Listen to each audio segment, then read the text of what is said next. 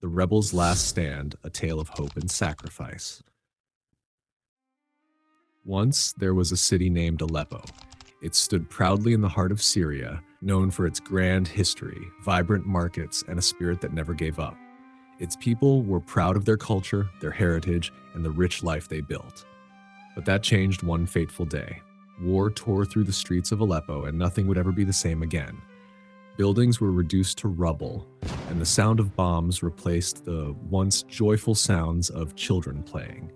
Amid the destruction, a man named Omar decided he would not let his city die. He would fight for hope, for the future, and for the souls lost in the destruction. Omar was not a soldier. He was a teacher. He spent his days in classrooms, sharing knowledge with the children of Aleppo. He loved his work, watching the young minds light up as they learned. But when the war began, everything changed. Omar could no longer stand in front of a blackboard and teach his students. The streets became battlegrounds, and the once bustling city was now a shadow of its former self. Omar had no military training. He wasn't prepared for this kind of fight. But when he saw his friends, neighbors, and students suffer, he could not just sit back. He felt a calling deep inside. He had to do something. He had to lead, even if he didn't know how. He gathered others who, like him, were not trained soldiers but ordinary people, mothers, fathers, and children who had lost everything. Together, they would form a resistance. Omar became the leader they didn't expect, not because he was the strongest, but because he refused to back down. He could not stand to see his city fall without a fight. Life in Aleppo had turned into a daily struggle for survival. The food was scarce, and the water even scarcer. The people lived in fear, not knowing where the next bomb would fall or when the enemy would strike. Every day was uncertain, filled with anxiety and despair. Omar could see the toll the war had taken on the people. The weight of his new responsibility crushed him. Many times he wondered if it was even worth fighting anymore. The streets were filled with the sounds of war, gunfire, explosions, and the constant hum of helicopters overhead. His group of rebels, men and women who once lived simple lives, now carried weapons and wore the weight of their new roles like armor. But there was more than just the physical challenge. The psychological toll was overwhelming. People lost faith. Fear took root in their hearts. When their homes were destroyed, when their loved ones died, they began to question if there was any hope left in the world. Even Omar started to wonder.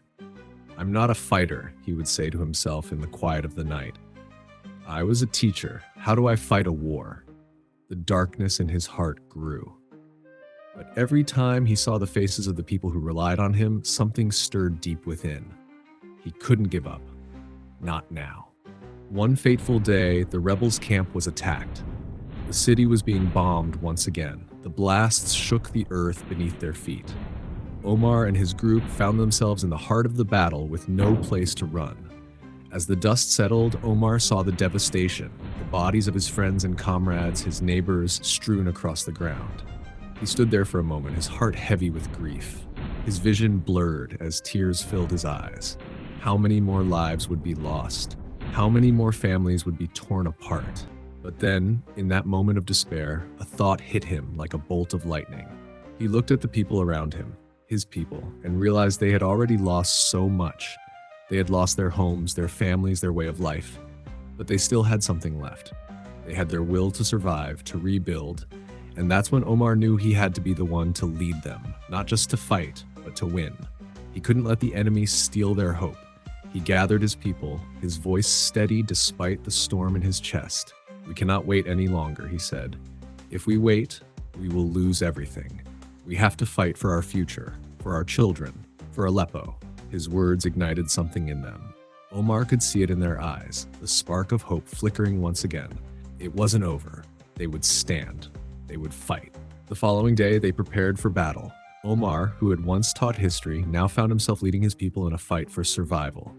He didn't know how to be a soldier, but he knew how to fight for what he loved, and he loved Aleppo more than anything. The battle began at dawn. The streets, once filled with the laughter of children, were now the site of fierce fighting. Omar and his people took to the rooftops, using whatever weapons they could find. Old rifles, homemade bombs, and their unwavering courage. Every step was dangerous. Every decision could mean life or death. Omar fought alongside them, his heart pounding in his chest. He could feel the weight of the battle pressing down on him, but in the chaos he felt something else too, a sense of purpose. For the first time since the war began, Omar felt like he was exactly where he was meant to be. He led his people with the heart of a lion, charging forward despite the overwhelming odds. As the day wore on, Omar's group managed to push the enemy back. They had made a stand. Against all odds, they had shown that they were not ready to give up their city. Days passed and the battle raged on, but Omar's determination did not waver. Slowly but surely, his people began to gain ground. They were no longer the weak, disorganized group they had been at the start. They were a force to be reckoned with.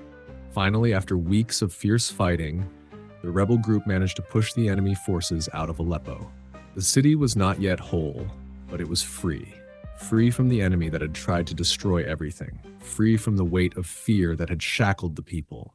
Omar stood in the heart of the city, surrounded by the rubble and the remnants of war. It was not the victory he had dreamed of. The cost had been great. So many had died. But there was hope in the air now. Aleppo was free again. Omar knew the work was not done. The city was still broken, but it would rebuild. And as long as there was life, there was hope. Through the hardships and the loss, Omar had learned one invaluable lesson. It was not strength or weapons that won battles. It was the belief that victory was possible, no matter the odds. The people of Aleppo had shown incredible resilience. They had fallen, but each time they got back up. Omar understood now that sometimes the greatest victories are not won by force, but by the strength of the human spirit. The people of Aleppo, with their courage and their belief in each other, had made the impossible possible. If this story moved you, I'd love to hear your thoughts. Leave a comment below and tell me how you're bringing hope into your own life, no matter the obstacles. Don't forget to like, share, and subscribe to MGS Stories. My name is Sunny Raman, and here we bring wisdom to fuel your modern-day journey. Remember, it's not the strength of the body, but the strength of the spirit that carries us through.